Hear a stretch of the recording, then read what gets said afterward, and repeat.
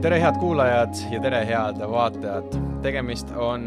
Noorteselja Radari järgmise podcasti episoodiga. Minu nimi on Roger, olen selle podcasti mootoriks ja mul on väga hea meel tervitada enda vastas järgmist saatekülalist. Martin Benu, kes et ma ei eksiks, on Haridus- ja Noorteameti mobiilse noorsootöö peaekspert. Tere Roger, täpselt nii. Tore on sind näha, tore on sinuga jutustada. Räägime korraks sellest ka, et sinu teekond noorte valdkonnas, kuidas see alguse sai?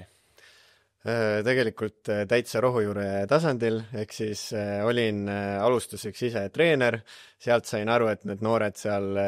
minu trennis käies vajavad ka peale trenni sellist aega, kus nad saaksid rääkida ja jagada oma muresid. Sealt edasi siis oli juba sotsiaaltööõppe, sealt edasi ise mobiilne noorsootöötaja ja noortekeskuses töötaja ja nii ta läks kuni siis Haridus- ja Noorteametini välja. Ehk siis võib öelda, et sa oled praktiliselt kõik tasandid kuni nüüd riigi tasandini läbi käinud ja tead väga hästi, mis rohujuure tasandil võiks teha? Jah, ma loodan küll ja ma püüan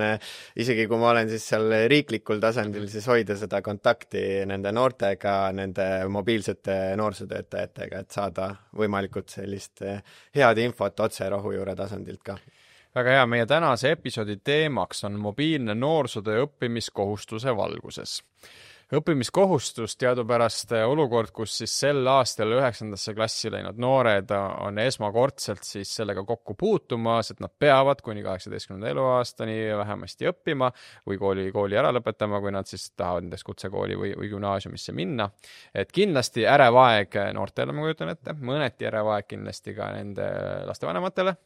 Ja kindlasti ärevaeg ka ma arvan riigile selles kontekstis, et iga muudatusega tahes-tahtmata on ju selline juurutamise protsess, milles käivad mingid valud kaasas, aga pikemas plaanis võiks ju eeldada, et läheb aina paremaks. Aga alustame hästi lihtsatest küsimustest ennem, kui me läheme sinna väga detaili. Et kui me räägime mobiilsest noorsootööst, siis termin noorsootöö ilmselt mõnele kuulajale ja vaatajale, kes ei pruugi olla nii väga noortevaldkonna inimene, ma loodan, et neid meil on tuttavam, aga nüüd, kui me paneme sinna noorsootöö ette definitsiooni mobiilne, siis on küsimus, et kas nad istuvad nüüd telefonis, kas see on mingi rakenduste põhine asi või mobiilne sünonüüm on ju liikuv, eks ole, et kas siis need on inimesed, kes on kuidagi teistest noorsootöötajatest liikuvamad, et ma küsin nüüd lihtsa küsimuse, mis asi on mobiilne noorsootöö? Jaa, tegelikult mõlemad väited, et istub telefonis ja teistpidi ka liigub, on mõnes mõttes õiged, sest mobiilse noorsootöö üks osa on ka töötada internetis, aga kui me räägime üldse, et mis asi see mobiilne noorsootöö on, siis see on selline 5-osaline meetodite kogum, et kui sa teed mobiilset noorsootööd, siis sa rakendad kõiki 5 osasid, seal on siis töö avalikus ruumis, mille alla lähebki see, et me päriselt lähme sinna, kus noored on, ka läbi veebi, siis on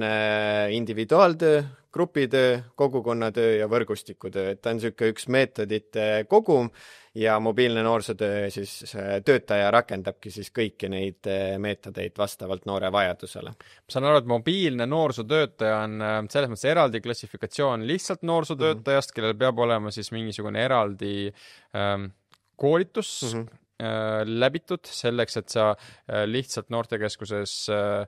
mitte kuidagi alavääristades, aga lihtsalt võrreldes hetkel, et näiteks lihtsalt noortekeskuses olev töötaja, kes on ruumis sees, korraldab seal kogu protsesse versus siis, kes tegeleb spetsiifiliselt mobiilse noorsootööga. Mis see erisus on, et kui keegi näiteks ongi noorsootöötaja, aga on mõelnud mobiilse noorsootöötaja peale, et mis selleks teha tuleb? Kindlasti algab sellest, et kui mugav sa oled sellega, et sa lähed oma keskusest välja ja lähed kõnetad täiesti nii-öelda võõraid noori, ehk siis ma olen alati natukene võrdlenud seda nagu müügimeestega, et sa astud ligi, sa püüad seda mobiilse noorsootöö teenust seal nii-öelda justkui nagu müüa noorte jaoks ja sa pead selle nii-öelda pitchimise tegema üsna kiiresti, et see first impression oleks nagu üsna kiire, et me ei ole politsei, me ei tule siit teid ära ajama, me oleme siin teie jaoks. Et ja kindlasti, kui me lähme sealt juba spetsiifiliseks, siis on kõik ohutusjuhend on väga oluline, mille noortekeskus või siis teenusepakkuja ise arendab välja. Ohutus ongi see, et mida teha olukorras, kui purjus inimesed on ümber, millal eemalduda, kuidas vaadata oma vaimset tervist, kõik siuksed asjad, sest tänaval on see paratamatult, et sa lähed noorte nii-öelda keskkonda, et sina oled seal külaline, et tavaliselt me oleme harjunud see, et see noor tuleb keskusesse, siis tema on nagu ikkagi natuke nagu nagu keskuse külaline, aga nüüd me lähme skateparki, me lähme erinevatesse ma ei tea, ostukeskustesse, kus on nagu noorte chillimiskohad ja püüame seal seda kontakti saada. Ehk siis, kui nii-öelda naljaga pooleks natukene öelda, et siis noorsootöötaja astub skateparki ja ütleb seal, et tere noorhärra, kas võin teile rääkida natuke noorsootööst? Jah, põhimõtteliselt küll, jah. Aga sealjuures arvestades siis seda, et me tahame luua noorele, eks ole, turvalist keskkonda, kus tema tunneb ennast mugavalt ja hästi ja ma saan aru, et kui ikkagi see noor ei soovi hetkel antud juhul võtame hästi tehniliselt teenust saada, eks ole, või teenuses osaleda, siis see ei ole ka kuidagi peale surutud tegevus. Jah, et neil ongi see nii-öelda vastavalt noorsootöö seadusele see vabatahtlikkuse printsiip ka osalemise suhtes, et kui ta ütleb ei või ta kõnnib minema, ta ei taha kontakti, siis nii on. Mida me muidugi näeme, on see, et eriti uutes kohtades, kes juurutavad mobiilset noorsootööd, et see alguses täpselt nii ongi, et ma saan ühe noorega räägitud, aga teised noored vaatavad, et kuule, mina küll selle mingi kahtlase mobiilse noorsootöötajaga. Aga juba 5-6 kord on noorte enda käest see sõnum edasi läinud, noored on harjunud, et linnaruumis sellised tegelased liiguvad ja siis kas loovad ise kontakti või on avatud kontaktile, et nii ta läheb enamasti. No mobiilset noorsootööd, kui noorsootöö ühte haru on viljeletud nüüd mõnda aega, sa võid kohe täpsustada mind, et mitu aastat võib-olla teadlikult sellega tegeletud on, aga meil on Eestis 79 omavalitsust, need 79 omavalitsust on võrdlemisi eriilmelised. Kuidas meil mobiilse noorsootööga nagu omavalitsuste kontekstis on, et kas me saame juba rääkida, et nii mitmes on kindlasti toimetamas ja kas meil on ka mingi eesmärk riigi tasandil, et mingiks ajaks võiks olla kas igas või vähemasti nii palju omavalitsuses mobiilne noorsootöötaja? Selles suhtes meil kindlasti on välja kujunenud siis need põhilised, kes on kõige kauem rakendanud, Tallinn, Pärnu, Tartu, kes on sellised nagu edulood mõnes mõttes, et on näidanud teed siis pisematele kohtadele. Ja järjest rohkem on siis ka, kuna noorsootöö on KOV-i hallata, siis on ka nii-öelda KOV-i tasanditel arutatud seda, et pandud kuskile plaanidesse kirja, et arendada mobiilset noorsootööd. Nüüd paratamatult iga KOV ei ole jõudnud sellele, eesmärgid on erinevad ja ka rahastusvõimalused, et selles suhtes, mida me täna teeme, on see, et ikkagi aina rohkem jõuaks KOV-idele see võimalus ja kuidas meie seda siis nii-öelda toetame, ongi see, et meil on praegu käimas siis hange suuremahuline, kus me fokusseerime siis nendele piirkondadele, kus see NEET-olukorras noorte arv on suurem, et nemad alustaks siis mobiilset noorsootööd. Ja mobiilse noorsootöö puhul ka, et igas KOV-is on see natuke erinev, et muidugi mobiilse noorsootöö kontseptsioon paneb see, et see on 5-osaline, rakendad nii, aga see, kuidas teenust kujundavad, näiteks võtame Saaremaa, et seal on ju, on keskus, aga hästi palju on külasid, mida nemad tegid, on see, et mobiilse noorsootöö buss sõidab ringi. Samamoodi on näiteks siin Tallinna lähedal Rae vallas, kus neil on olemas ka oma mikrobuss ja sõidavadki nii-öelda siis ringi vahepeal. Et see vastavalt siis piirkonna vajadustele. Aga tulles korraks selle juurde, et kas meil on mingi eesmärk riigi tasandil ka, et kas me tahame jõuda kindlasti igasse omavalitsusse või ta on selles mõttes natukene vajaduspõhine, et sa tõid veel näiteks need noored, eks ole, kes ei õpi ega ei tööta ega ei osale täiendkoolitusel, et kas või pigem vaadata nagu selle suhtarvu baasilt, et igas omavalitsus võib-olla ei olegi vaja mobiilset noorsootööd või? Jaa, absoluutselt, et see kindlasti ei ole nüüd see, mida suruda kõigile ja et nad teeksid, et selle nii-öelda väga suurelt annab ka selle efekti sotsiaalruumi analüüsi tegemine, mis annabki siis KOV-i tasandil nii-öelda ülevaate, et kas seda teenust üldse on vaja. Sotsiaalruum ongi see, kus me iga päev toimetame, millised asutused meil on, millised võimekused meil on, millised partnerid meil on ja sealt võib väga hästi välja kooruda, et tegelikult ei ole meil seda teenust vaja. Et mida me praegu lihtsalt olemegi teinud, et miks ma tõin välja selle nii-öelda, et me neid KOV-e üritame saada, kellel on see NEET-olukorras, sest see on ka siis Euroopa Sotsiaalfondi poolt nii-öelda antud rahastus ja mille eesmärk ongi siis see, et seda NEET-olukorras noorte arvu siis vähendada või siis pakkudagi tuge selle jaoks, et ennetada arvu suurenemist. Kas sul on see info, et mitmes omavalitsus Eestis hetkel tegeletakse mobiilse noorsootööga? On teeluvalt? Ma hetke mõtlen nüüd, siis ma arvan, et selline tänaseks võib lugeda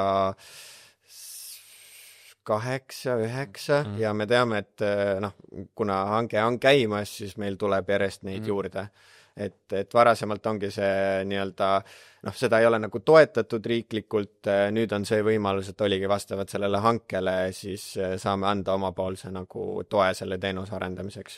Tänu siis eurorahadele, ma saan aru, on nüüd suurem võimekus riigil aidata toetada KOV tasandil mobiilse noorsootöö arengut, aga kui me võtame nüüd enne selle rahastusperioodi algust, enne seda võimalust raha taadelda, siis mobiilne noorsootöö on ju ikkagi järk-järgult selles mõttes rohkem kanda kinnitanud, et huvi selle vastu on tõusnud ilmselt kohalikel omavalitsustel,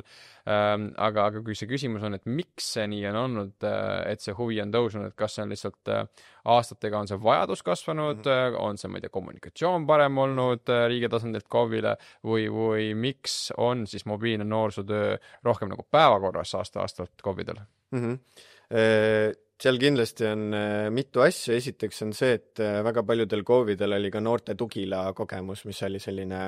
ütleks, et siuke eelnev nagu eelmine periood, siis praegu on meil uus periood seda ESF-i raha.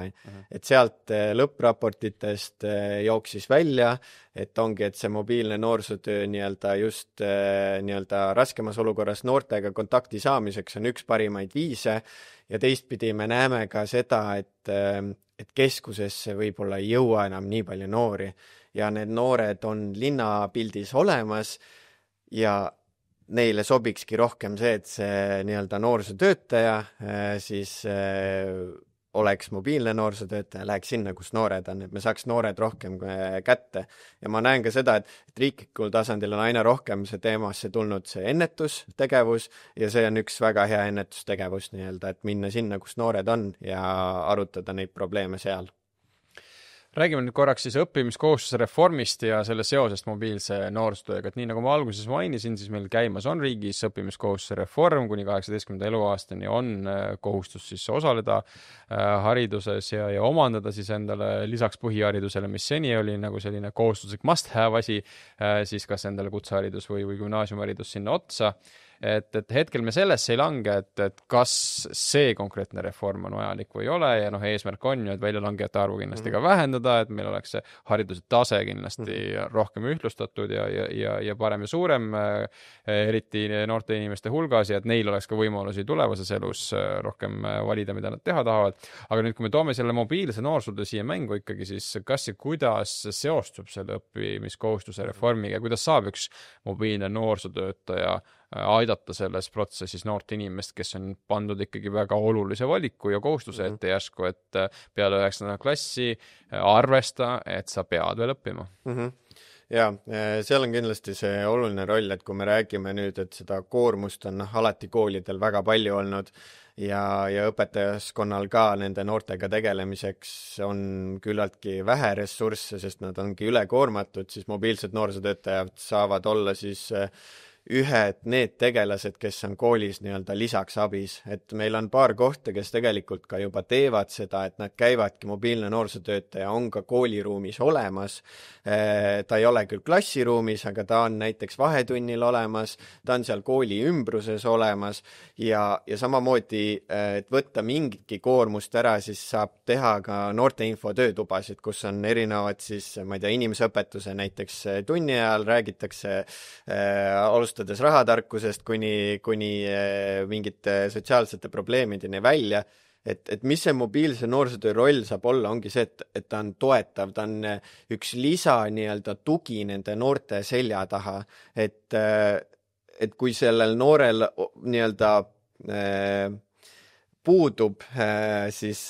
seljatagune, sest et erinevad spetsialistid, kas ta näiteks ei ole veel koolist välja langenud, see tähendab, et ta ei ole näiteks kuskile seire nimekirja sattunud, siis ta on selline nagu hall noor, et justkui nimekirjade alusel väga hästi, kõik on ju tublisti, on ja, aga fakt on see, et ta tegelikult hoiab koolist kõrvale, ta ei näe, ma ei tea, elule eesmärki, on muud sünged mõtted, siis see mobiilne noorsootöötaja saabki sealt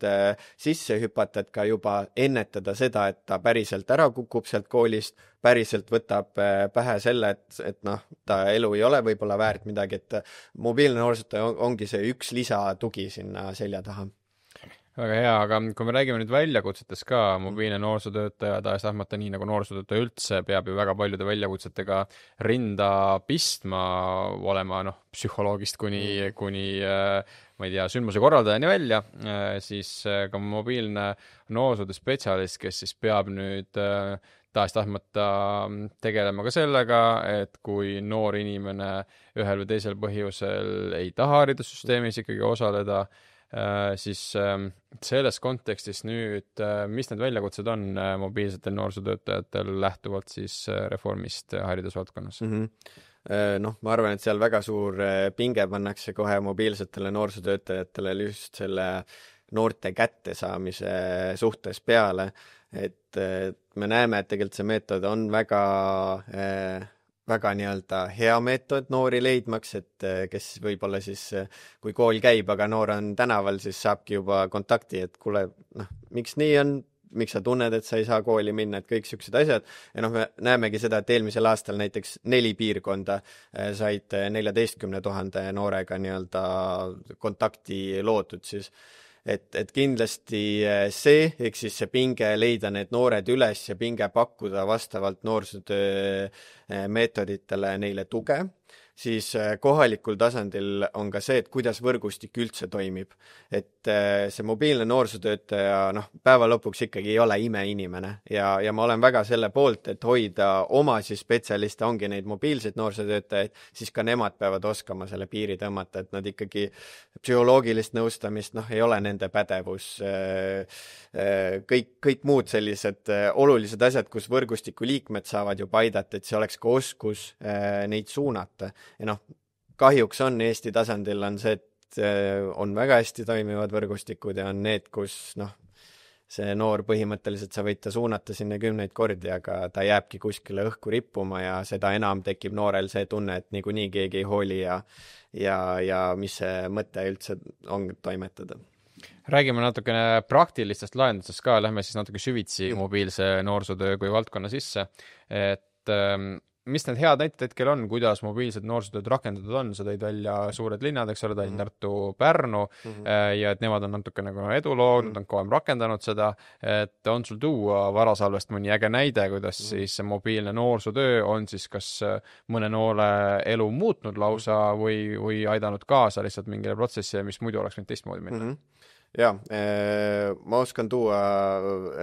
näite oma enda, kuna ma uurisin seda teemat ja tegin ka lõputöö mobiilse noorsootöö osas, siis ma just võtsingi aluseks selle lapse heaolu kolmnurga, mis muidu on lastekaitsjatel ja seal sotsiaalvaldkonnas kasutusel ja uurisingi just seda, et need noored, kes on seda mobiilse noorsootöö teenust saanud,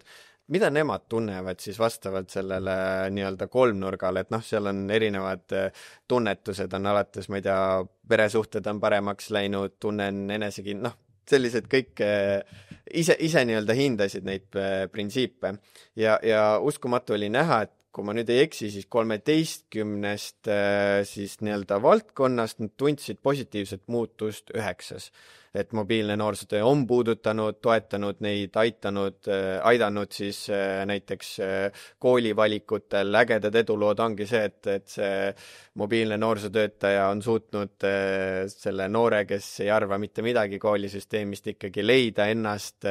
rakendada ennast ja minna siis õppima lõpuks kas sotsiaaltööd või ise noorsootööd, et tunneb, et ta tahab tagasi anda. Ja muidugi sellised magus, kurvad lood on need, kus sa saad noorega kontakti, kes lõpuks sulle pisasilmi ütleb, et tead, keegi ei ole päriselt küsinud, et kuidas mul läheb, kedagi ei ole huvitanud. Ja siis sa saad selle kontakti ja näed, kui palju tal on tegelikult pakkuda. On see loovuse mõttes, on see tegelikult see, kui palju tal on sisemiselt kinni jäänud, sest et selline robustne valges ruumis saame kokku spetsialistiga, kuidas läheb, selge, paneme uue plaani, nägemist, suhtumine ei toimi nende noortega, et kui noor saab istume pargis, räägime, joome koos kohvi või teed ja räägime päriselt elust, et see metoodikana toimib noortele palju parem, sest neid instituute on väga palju noorte ümber, aga ongi see üks hetk, kus ta saab natukene kergendunult hingata, rääkida päriselt ära, kuule, mul on halvasti, kas sa oskad nõu anda, et need on kõik sellised edulood, et kus see nii-öelda noor on avanenud ja tunneb seda usalduslikku suhet. Jah, selle kirjelduse järgi, mis sa praegu kirjeldasid, mulle tundub, et sellest on kasu kõikidele vanusegruppidele, et kes ei peaks istuma valges ruumis või mis iganes värvi ruumis üks-ühele spetsialistiga, eks ole, vaid et olekski võimalik natukene mõnusamas keskkonnas arutada ja rääkida, mis ja kuidas nii on, et ma arvan, et see üksilduse probleem, mis meil Eestis ja tegelikult kogu maailmas on, võiks ju sellega saada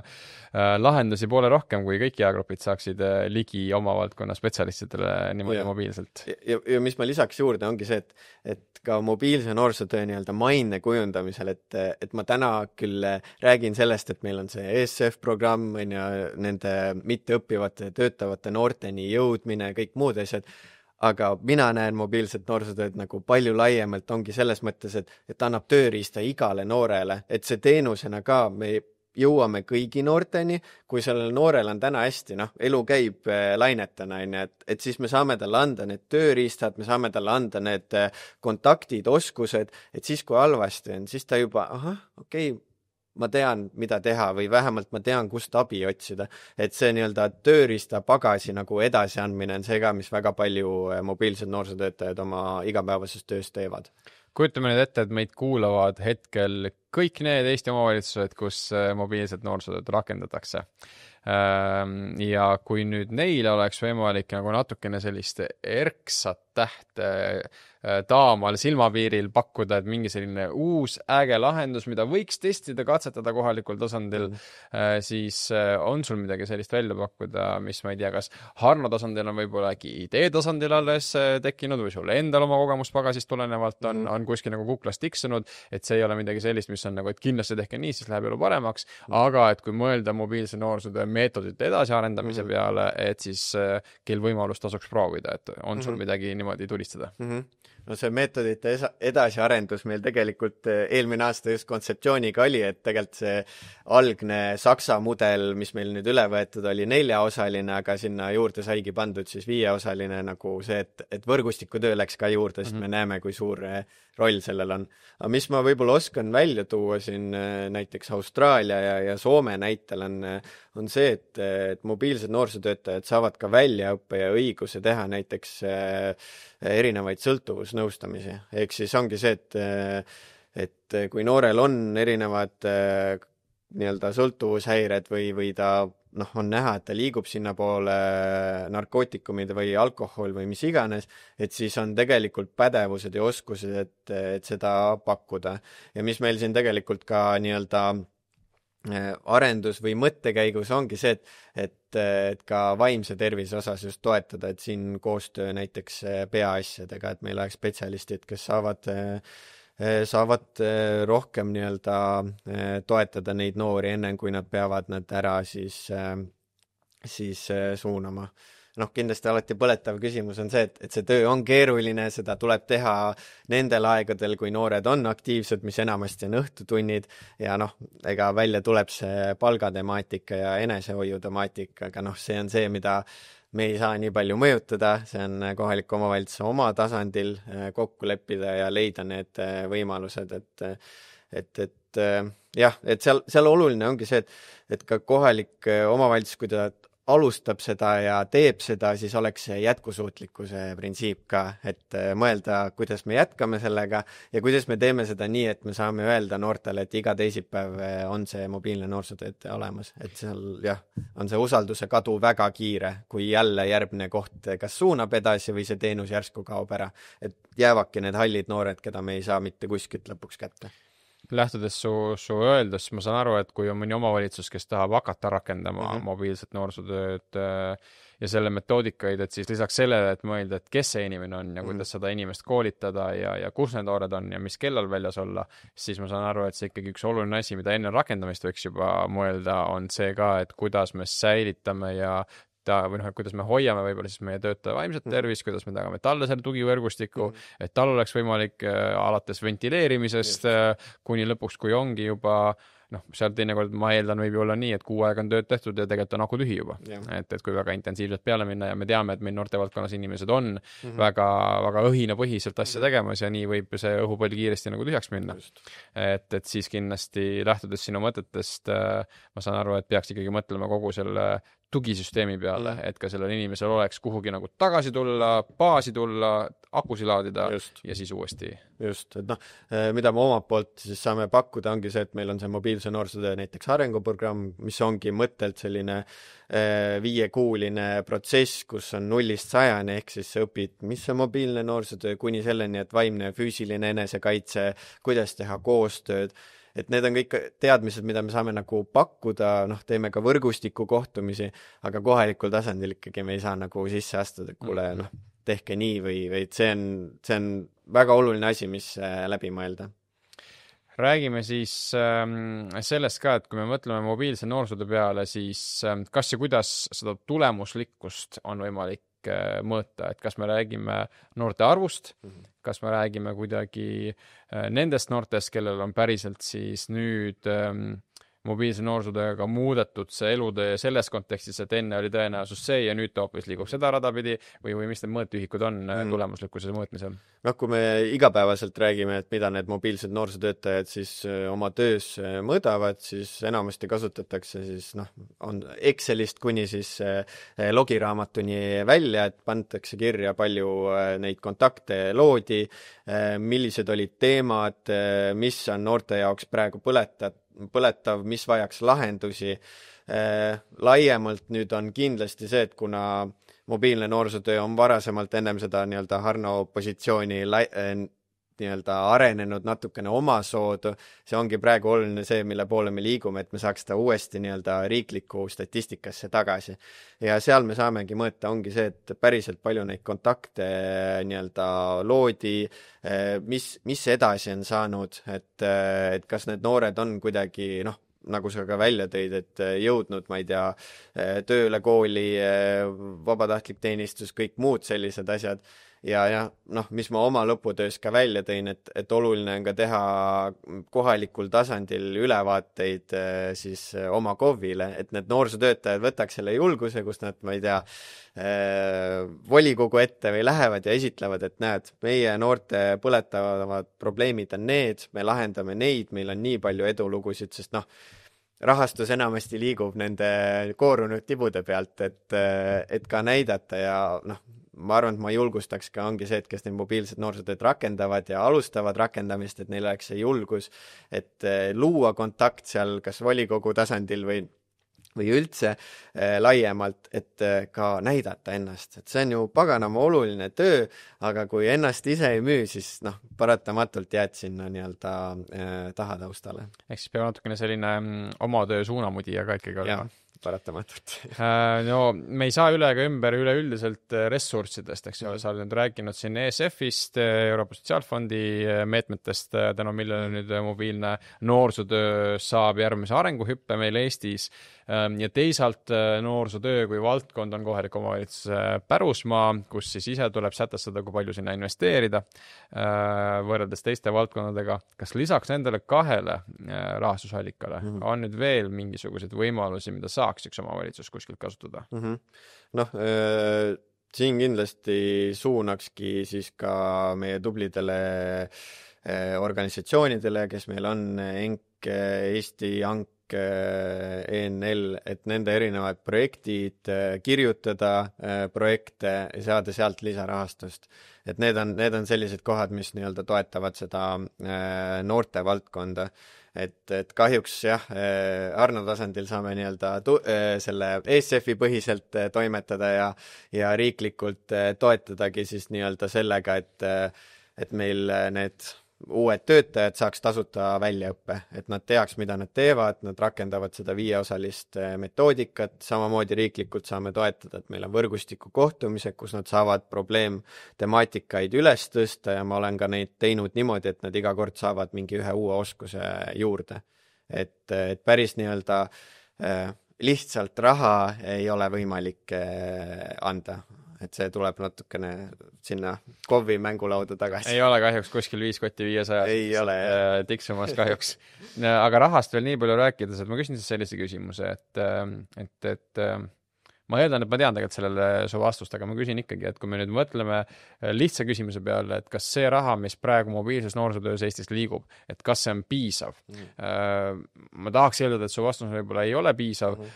et alati peaks rohkem olema, et sellesse valdkonda panustada, aga ma küsin siis nii, et kas järgmiseks arenguhüppeks hetkel ESF-i pakutavad lahendused tunduvad olevat nagu korraks piisavad? Jah, ma arvan, et korraks on piisavad, vaadates, kui kiiresti see elutempo ja nii-öelda hinna tõus siin toimetab, et ma arvan, et korraks on piisav ja selle ESF-i meetme tegelikult ju ka eesmärk on see, et see ei ole lihtsalt nüüd see kott 500-seid, tehke ära kuni 2029 ja muud meid ei huvita, mis te teete, vaid selle eesmärk ongi see, et see KOV hakkaks kohe teenust arendades mõtlema, et okei, meil on praegu selline stardisutsakas selle raha osas, aga et me peame natuke ise ka mõtlema, et kuidas me saame panustada ja arvestama sellega, et ühel hetkel see nii-öelda sutsakas kaob ära, sest lihtsalt ESF-i periood, see üks periood saab jälle läbi. Et jah, alati võiks rohkem olla, aga töötame sellega, mis on. Küsime siis tulevikuvaadet ka, olles ise tahes-tahtmata kokku puudunud riigistruktuurides välisvahendite jagamisega, siis ma tean, et riigil on ju ette heidetud seda, et on väga palju projektipõhisust, et tahes-tahtmata me elame tsüklisse, eriti eurorahade kontekstis ja nüüd, kui see tsükkel läbi saab ja need rahad ära lõppevad, et siis seda kindlustunnet alati ei pruugi olla, et kas järgneb mingisugune rahastusmeede, millega on võimalik konkreetset tegevust jätkata või edasi arendada, et kas on praegu juba teada, et mis tulevik üldse peale 29. aastat võib olla ja võib-olla riigi vaatest, Harno vaatest, kas on juba näha, et tegelikult kui see ESF-i meede otsa saab, siis tegelikult vajadus on igal juhul leida neid täiendavaid finantse selleks, et jätkata KOV-ide toetamist mobiilse noorsootöö rakendamisel. Jaa, see vajadus on kindlasti olemas, see vajadus on nii-öelda aina rohkem õnneks ja kahjuks kasvanud. Miks ma ütlen õnneks ja kahjuks on see, et me saame kõik aru, et see on oluline metoodika. Miks kahjuks on see, et ta on kasvanud selle arvelt, et näiteks Kaitsepolitsei see aastaraamat tõi välja, et see radikaliseerumise, polariseerumise oht on meil pidevalt suurem. Ennetustegevuste jaoks praegu ju aina rohkem nii-öelda antakse neid vahendeid, et me saakski ennetada seda, et noortel ei läheks see olukord päris tuliseks, et mina näen, et puutudes kokku ka erinevate struktuuridega praegu, kes on huvitatud arendama seda ennetustegevust, siis me oleme saanud selle mobiilse noorsootöö nii-öelda selle lobitööga, et miks on see vaja, samamoodi nagu ma ütlen, et noorsootöötaja peaks volikokku minema, siis mina teen täpselt seda riiklikul tasandil seda tööd, et miks on mobiilne noorsootöö oluline ja järjest rohkem saadakse aru, et see on oluline. Et need on nii jõustruktuurid, kes saavad aru ja samamoodi ka erinevad ministeeriumid, et kuidas me saaks seda ennetustegevusena ära kasutada ja tihtilugu meie oleme ka saame natuke öelda, et me oleme nagu eesrinne, et me oleme see esimene kontakti koht, kus me saame seal tänavaruumis selle noorega võib-olla suhtlust alustada, saame teada ta maailmavaadetest, ta elukäigust, kõik siuksed asjad, et ma näen küll ja ma väga tahaks, ma muidugi kuna ma töötan selles valdkonnas, see on minu arendada, siis ma väga loodan, et me saame ka peale 2029 aastat öelda, et see on oluline, me paneme täiega edasi, me leiame lisavahendeid. Väga hea. Sa enne natuke juba mainisid, mis seondub mobiilse noorsootöö spetsialisti professionaalse arenguga, sa läksid arenguprogrammist ja eks seal lõpuks on ka see, et kuidas kohalik omavalitsus ise panustab oma töötaja arengutesse, aga kui mu küsimus on, et kuidas tagada nende töötajate professionaalne areng ja nende töötingimused, et too korraks uuesti välja, et mis on siis nagu justkui omavalitsuse aias teie teha ja mis on siis see, mida riik täiendavalt juurde pakub, et näiteks see sama arenguprogramm, et mis see endast kujutab? Selles suhtes, et arenguprogramm ise ongi selline nii-öelda 5-kuuline, üpris intensiivne, seal on enamasti siis sellised mõned kohtumised, kus ma ei tea, 2 korda vist, oleneb pakkujast nüüd, kuidas ta pakub seda teenust, aga üldiselt noh, kuidas me näeme eelmise programmi najal, et on näiteks 2 korda kuus füüsilised kohtumised ja lisaks nad peavad tegema ka siis justkui kodutööd. Kodutöö on see, et uurima mingit temaatikat, käima praktikal, näiteks need Tartu, Pärnu või Tallinna tasandil tegema seda nii-öelda töö varjutamist, käima kaasas, vaatama, et kas see päriselt on mulle, et minna õhtul toimetama. Ja noh, mis see nagu ka võrgustik pakub, on see, et meil on võrgustikul olemas infopakk, see tähendab alustades sellest, et kõik üliõpilastööd kuni sinna välja, et erinevad mobiilsed noorsootööd rakendavad piirkonnad jagavad oma siis selliseid ohutusjuhendeid, oma nippe, kuidas seda tööd nii-öelda võimalikult ohutult ja tervislikult siis selle mobiilse noorsootöötaja jaoks teha. Et jah, ja noh, siis ongi see, et see juba monotiim saab ise otsustada, et millised ohutusjuhendid nad kokku kirjutavad, sest noh, jälle iga piirkond on natuke erinev, iga piirkonna ohud on natukene erinevad, alustades lagunevatest majadest, kas tasub sisse minna kuni selleni, et kui hulkuv koer vastu tuleb, et noh, selles suhtes, et mõnes mõttes naljaks neid asju lahti kirjutada, aga samas töötajal, kes tegeleb samaaegselt selle noore probleemiga või intensiivse murega, siis võibki kuul kokku joosta, kui tal ei ole juhised, et mida nüüd teha. Ja noh, seal on hästi palju ka seda eetika küsimust, et mobiilne noorsootöötaja, noh, kui ta näeb, et see noor on näiteks alkoholijoobes, kui ta ei ole selles kriitilises, muidugi siis on juba seadus, et pead ju abi kutsuma, aga kas see hetk, kui ta on seal võtnud 2 lonksu mingit alkoholi, et kas see hetk on mõistlik sekkuda ja rääkida sellest ja mitte kohe helistada tema ees, et võt nüüd viiakse sind ära, nii me katkestame jälle selle usalduse ära, või siis see, et kuule, ole hea, kalla see maha, viime pudeli taarasse ja räägime, et miks sa tegelikult seda alkoholi tarbid, et mõjuained enamasti ongi see, et neil on endal kooliprobleeme, muid probleeme nii palju, et nad lihtsalt kuidagi toimestavad ennast, et nii et ma saan aru, et lähtudes kõigest sellest ja mõeldes tulevikuvaate peale, siis mobiilse noorsootöö vajadus üle Eestis, et pigem lähiaastatel kasvab, kui kahaneb. Jah, no seda on näidanud ka see, et ongi järjest vähem nagu noori võib-olla seda sihtgruppi, kes ongi seal ka õppimiskohustusliku ja nii-öelda tundlikus piirkonnas, ehk siis peaksid olema koolis, aga ei ole võib-olla koolis, et need noored ei jõua noortekeskusesse ja siin saabki abiks olla see mobiilse noorsootöö teenus. No me oleme nüüd meie episoodi lõppfaasis, nii et ära muretse, Martin, palju pole enam jäänud ja hea kuulaja, hea vaataja, aga kui me nüüd mõtleme neid soovitusi kohalikule tasandile, kes alles kaaluvad mobiilse noorsootöö rakendamist, siis mis see võib-olla esimesed 2 sammu on, et kas me alustame kaardistamisest, et mis see hetkeolukord on, mis meie võib-olla need noorte olukord on, või me alustame hoopis sellega, et võtke Arnoga ühendust ja teeme ühe kõne? Täpselt nii, sa ütlesid, mõlemad on väga õiged, et ma arvan, et kui see huvi tekib, siis ma ise käin ka, kui KOV kutsub, ma lähen teen neile selle esimese ABC koolituse, noh, kiirversioonis, ma ei konkureeri selle arenguprogrammiga, vaid mu mõte ongi see, et ma lähen kohale, ma räägin lahti, mis see on, mis see endast kujutab ja saamegi avatud kaartidega rääkida, et kas see üldse on selle KOV-i nii-öelda, noh, praegune fookus ja kindlasti see sotsiaalruumi analüüs on ülioluline, et see isegi kui ei lähe mobiilselt noorsootööks, siis sa saad aru, mis su piirkonnas olemas on, kus need noored on, võib-olla on üldse vaja see noortetuba või noortekeskuse ruumid nihutada natuke rohkem, ma ei tea, Pärnus